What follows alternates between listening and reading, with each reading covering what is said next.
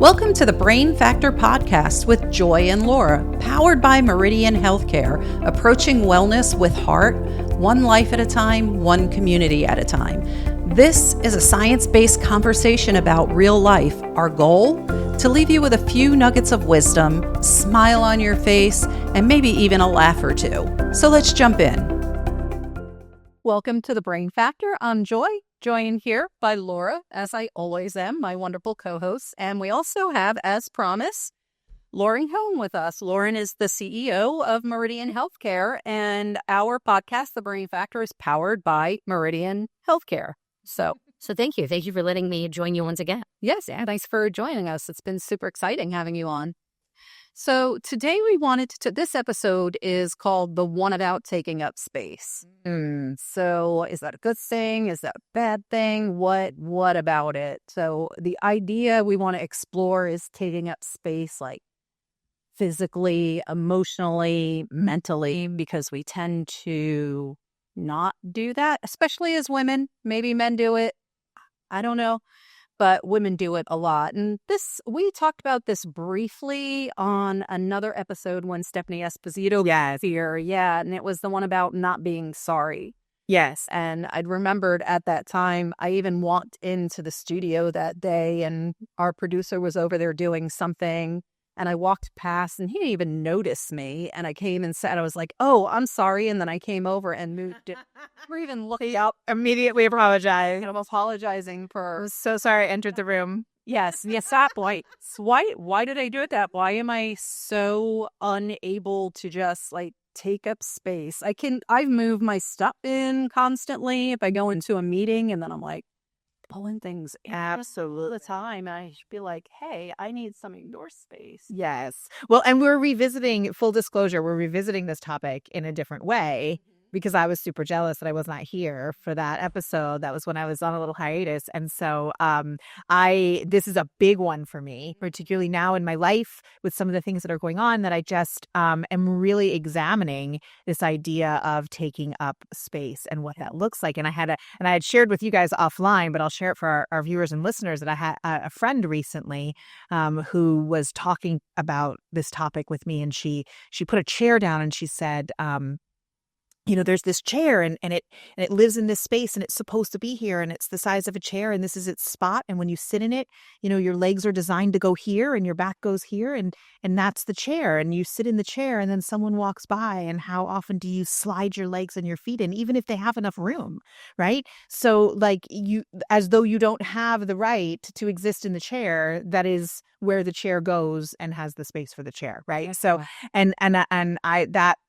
that analogy is something that I've been thinking a lot about. Yeah, that's a good one. Mm-hmm. But I also think too, just related to that, it's almost, I'm backing it up. It's the thing, but sometimes, I don't know if I necessarily do this, but I know sometimes people will, especially women. Sorry, guys. I love guys, but today it's just all about the women. But sometimes women, they're very successful. Maybe they're more successful than their husbands, and they have to play that. Maybe they're a CEO. Maybe they're a CEO. Yeah. Maybe they're a CEO. I'm not saying anything about Lauren here, but sometimes women will do that. They'll make their careers seem less or talk about them less because they're making themselves smaller so someone else can feel larger. Yes, Yeah. absolutely. Mm-hmm. I found that so later in life, I went back and got my master's, as a full-time working mother. And I was extremely successful in my master's program. Yeah. Graduated with high honors. And when I was complimented for that, I went, it was an easier program. It wasn't a really hard school. It wasn't, my program didn't require this. It didn't require that. Absolutely minimized that. Yeah, completely. I think that's something that happens quite frequently with women in leadership and in, successful positions is not knowing really how to take a compliment, and I heard that's, something as a chronic apologizer, I have to say, I'm excited to be here for this episode because I felt the one when Stephanie was here really resonated with me and some of the themes in this one do too. And I think the art of being able to receive a compliment the way it's intended and really own that and take that space too is a skill, and it's a hard one, I think. Yeah. So when people are, giving you congratulations, kudos, something, it's very common to say, well, it was nothing more, and Right. not to say thank you. Yes, just say, you don't have to say, I know, right? I'm awesome. You don't have to take and maybe that much space, but you look at me. Hey, there's a way to receive it. Sure, with the intent and say thanks. I really appreciate that. You worked hard, you earned it, and you deserved that. That kudos. But it's hard for us to do, and I think it is also sometimes taking up space is perceived as being arrogant or full of yourself or entitled, and those are things I think that we're also acutely aware of not wanting to be or trying not to be. So we overcompensate. Because if you run in and you go, hey, I'm a CEO and this, and I make this much money and I do that, and I'm the top lawyer in the country, and then people are like, ooh, she's full of herself. Yeah, you never, But you should have the right to do that. Yeah, but I was raised, no, you're not doing that yourself, and Right. you're not special. And so her night, my mom, she's, you are special, but you're special. I'd see her, yes. Yeah, right. So, Here, you're special. in this home, you're very special, but you need some self-awareness. So you're not owed anything else. You have to work for it. But once you do work for it, I think you should be able to say thanks. Yeah. But it's still a little bit difficult to take. I also think too, knowing that, like, when you are in, like, professionally, when you're in professional environments as a high achieving woman, and you are asking questions or presenting new information in ways that is going to make changes that people aren't going to like. Yeah. Right. And I'm not being intentionally vague. So I'm thinking of a specific example. When I was very young, a very young professional, early 20s, and I was on a board of directors for a nonprofit. And there was a very contentious issue on the table. And I had something to share that I felt very passionate about. The problem was I was the only woman in the room, and I was the youngest by about 25 years. And I really struggled. It took me 2 board meetings to speak up, because I knew we would be there later when everyone was trying to get to their tea time. I knew that not everybody would understand or agree. And I didn't feel, I was equal to all the people on that. We all held the same seat.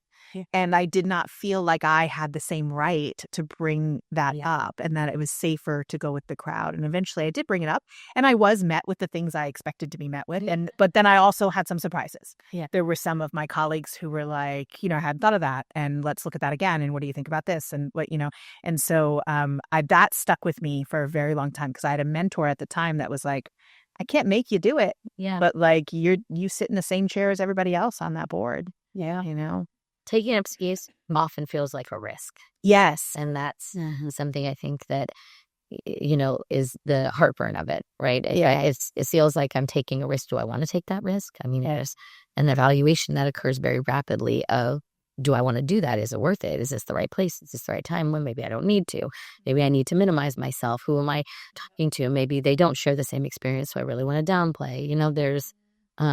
There's a lot of that goes on in our minds. I was talking with my boss just this week. We were meeting and I was talking about something, and I was like, I said specifically, I think that, and that stopped. And I said, have to stop doing that. I don't think. I know this is the right course of Shane. Yeah, this is what we need to do, and this is how we're going to be successful with this. And she just smiled. She was like, good for you. I could see it on her face. She didn't say it. I'm like, I just really have to stop saying that. I'm lucky I'm in a space where I can do that. Yeah. Imagine if it was you sitting in that room at 20 years old, and all the, more seasoned men were around you, 25 years senior, and you're like, this is the right course of action right now. Right. Yeah. But I always I discount it. I think, well, maybe this could be, instead of, this is what we need to do. This is what we need to do. That's This sort of how we've been trained to go through. At least maybe this is, I'm saying we, but it's probably just me, is how I feel right now, is this is how I was trained, right? Because you are softballing things because you're worried about the response or the reaction, and you don't want to make waves, and you want to be, collaborative, because if you do rock the boat too much, you'll be seen as not collaborative, aggressive, the problem. And so I remember I went through a phase where I was, for lack of a better term, like spewing sunshine in my emails. Too many smileys, too many thank yous, too many, because your email, there's no tone that you can't cheer it. So you're like, well, I really want to make sure that this doesn't come across as too intense or aggressive or demanding. So I'm not apologizing, but I'm essentially apologizing. Yeah. And all of those smileys and thank yous and exclamations are really apologizing for the messages I'm asking you to I stick think for someone like me or someone like you, I'm a very direct person. Yes. So I walk in and I'm like, oh, boom, this needs to get done. I've had over the years people in an office setting say, because they'll be like, oh, here, can you? And they're like, good morning. And I'm like, yeah. Morning, yes. Now, can you do this? Now, can you get into it? We do this. This is what we need to work on. So I'm very direct. I don't provide a lot of extra fluff. I mean, maybe when I'm talking or something on here, but definitely not in business because I'm so focused. Yeah. I'm like, I gotta get this done. I gotta get this done. And you're very direct too. Yes, but I do have a good fluff out. So you do have a, yes. And that's been developed over, Yeah, because of the direct. Yeah, like over the years, just believing that this is how you have to approach things, and you want to make sure people understand the intentions. You're overly concerned or acutely aware of that perception or perceive. Yeah, and it's probably why I track too. I remember many years ago someone saying, all right, there comes Joy again, rolling through your backyard like a freight train, just because I said something. And it was direct. Like, right. Yeah. So that conditioned that to not be direct. Right. Yeah. Right. To not take up space in that way, I think, and again, as women. Yeah, women are socialized different than men, particularly. I mean, some of our younger generations, we are seeing less of that. But, our generation certainly was socialized to not take up as much space as men. Yeah. Right. And I had a very interesting conversation with my brother recently where I had to share something that I was upset about, right, that he did. And that is that's where I always hesitate to take up space, right? Like, I'm going to take your time and your energy and your attention, and I'm going to be, air quotes for the people that are just listening, emotional. Yeah. Right. And that's my fear that's how I'm going to be perceived. And I took, he didn't even see it as a thing when he did this, but I was like, I'm going to do that from now on. So I shared with him how I was feeling, and he said a change he would make. And I said, well, you didn't really do anything wrong. And he goes, no, I know. He said, I know I didn't, but I can still do this because I care about the relationship and I don't want you to feel bad, right? This is easy.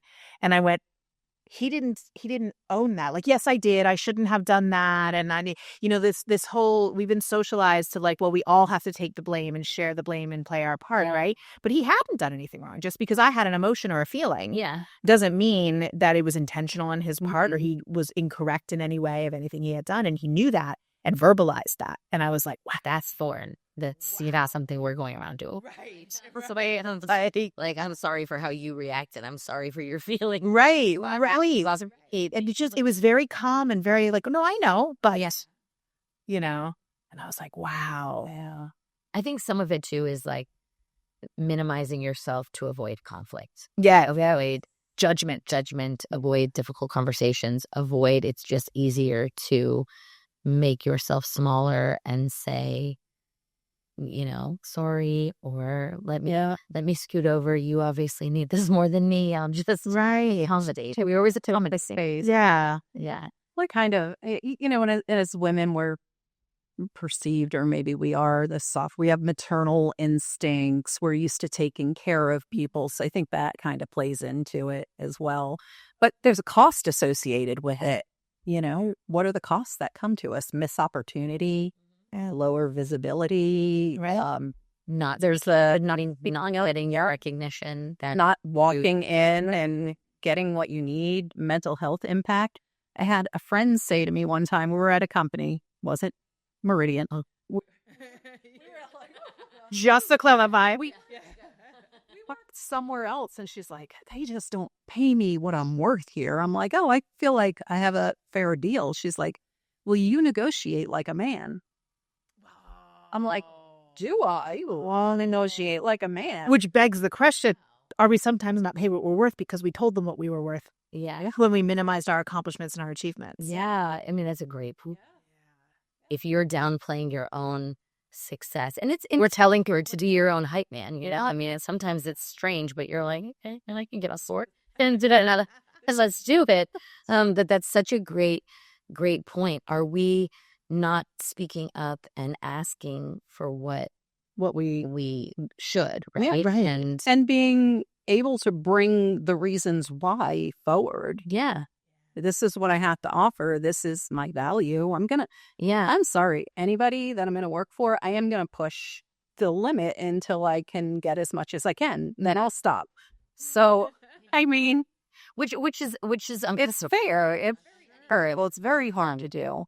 But even selling, to your point, if we've spent so much time minimizing and apologizing or downplaying. Do we even think we're worth it? Right. It's not that big of a deal. Then is it so uncomfortable to be like, actually this, and let me tell you about all my achievements and successes. Is that just such a foreign place because we've spent so much time minimizing or downplaying? You know? Oh, I love that. Yeah.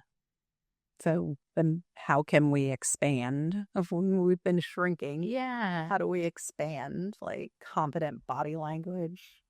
Yeah, I think it starts a lot with and it's conversations we've had before. We literally just talked about changing verbiage, right? Yeah. Right. We and not really believing it. In the past, gosh knows how many episodes ago, a couple years, we talked about positive affirmations and the power, and you don't have to believe it at first, right? So like this, I think this falls in that category as well. Is like take up the space, even if you just don't think that you have the right, like the physical space. Yeah. I think it starts with that. There, it starts with how you enter a room. Yeah, and then not changing the line, I'm sorry. Yes, and that's one thing. Like I will say, too, I didn't notice how much I did it until my daughter was doing it, and then my mom pointed it out, and then the next sentence was, "I'm sorry," and I was like, my gosh, we come by it honestly. It's a little sign of the gestures.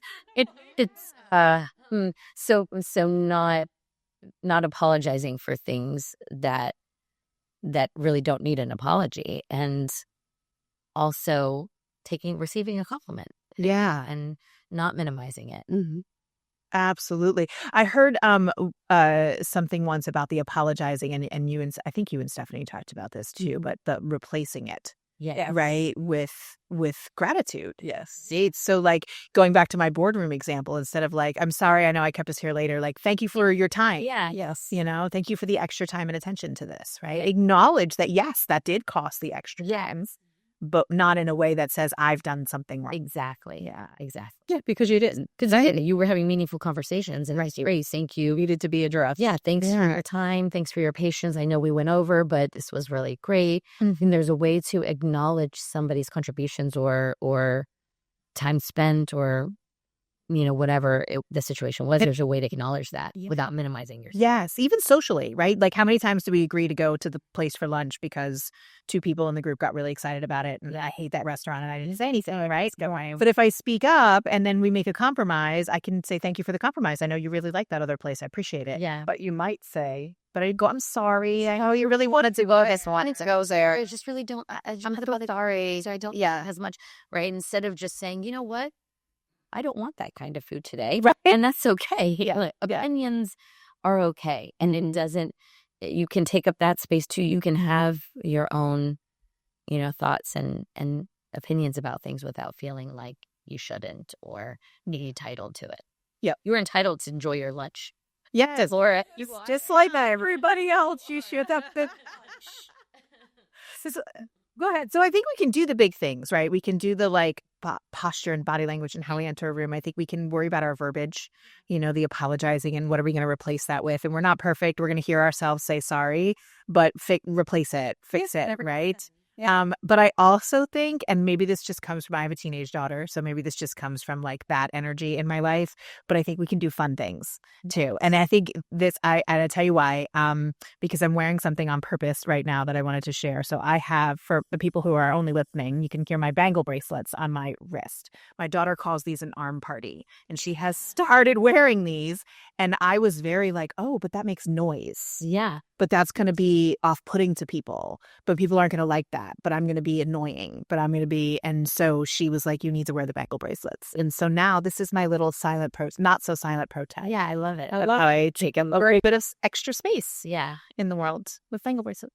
That is amazing. It is actually a lot of us. Don't deprive yourself because you're already preemptively being concerned with what people will say or react. Right. Yeah. Wow.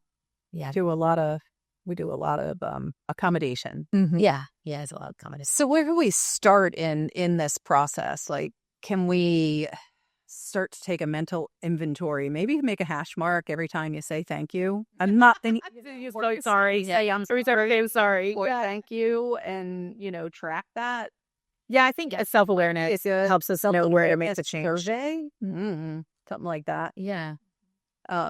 Make sure our posture, because posture says a lot about us. Verbal communication is 97% of verbal communication is body language. Yeah. It's communication. 97% of it is body language. Only 3% are your actual words. You know what else I think is, for those of you who work in offices, I found that I used to go and sit in the furthest corner seat, right? Because you're like, let me just sit back here and make myself smaller. The more important people will sit in those seats. But there really wasn't a reason for that. Like, right in the front seat, sit at the table. Yeah. But like, allow yourself that. There's no reason not to, right? Yeah. That's, if you work in an office setting, take your space. Yeah. I love it. Yeah. So what are protective factors? Self-esteem, self-efficacy, positive identity. Yeah, value, self-value, I think is really all just rooted in understanding that you have value, right? And sometimes that isn't given to us freely, and we have to take it. Yeah. Mm-hmm. Take it away. Yeah. So, and step into confidence. Do that, get out there, sit up straight, feel your confidence. Stop saying I'm sorry. Start saying I thank you instead. Thank people for their patience. There's just so many ways we could do it. And maybe if you have some ideas, you can drop them in the comments. And thanks so much for joining us today.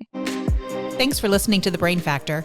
Joy and I are so thrilled to be having these needed conversations. We'd love to hear your feedback on this episode, so if you could drop a comment or leave a review with your thoughts or any requests that you may have, it would be appreciated. Don't forget to like, subscribe, and share with your friends. Living a healthier and happier life starts with one step, and we're excited to be on this journey with you. Until next time.